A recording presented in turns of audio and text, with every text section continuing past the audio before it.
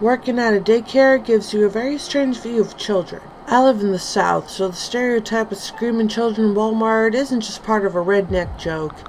It's literally just what happens when you go to Wal-Mart.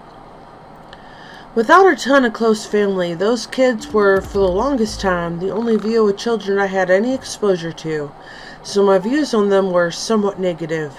But my grad school told me the only financial aid I could get was an assistantship working on the on-campus daycare, so I was going to have a new experience with them whether I wanted it or not.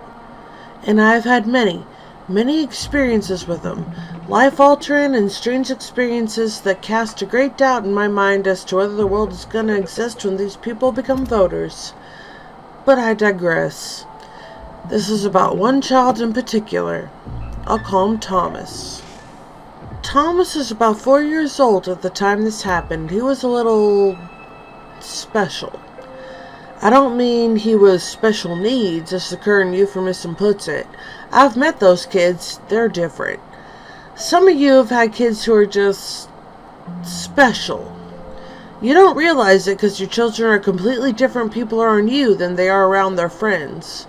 You're still convinced that your kids are going to grow up to be astronauts or scientists, but I knew within minutes of meeting them, at age 6, that they're going to be spending large amounts of their adult lives performing some kind of service at truck stops. But I digress. Thomas was special. Thomas's thing was that he simply refused to sleep.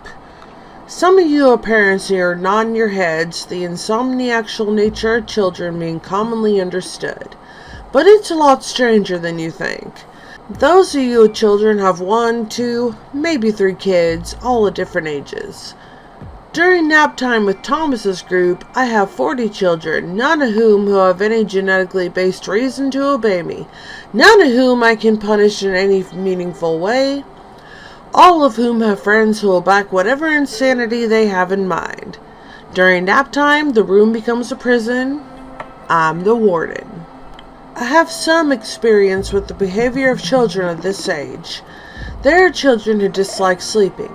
There are children who prefer not to sleep until they choose the time and place. But people who work at daycares become experts in swooping in and physically incapacitating children at the fastest possible time frame, and we're damn good at it. That's what nap time is if you look at it clinically. Sensory deprivation, turning off the lights, playing music to drown out snoring, etc., combined with hypnosis, rubbing their backs.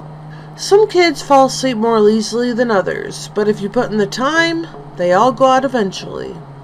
Except Thomas. Other kids who didn't need to sleep would just stare plaintively at the adult until they got embarrassed and walked away, trying again later.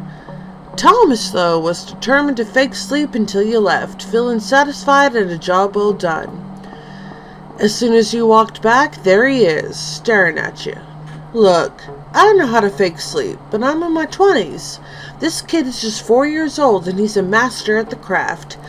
He knows just how much to snore and when. He knows how to slow his breathing down to give off that sleeping demeanor. He knows how far he can open his eyelids to see if the coast is clear.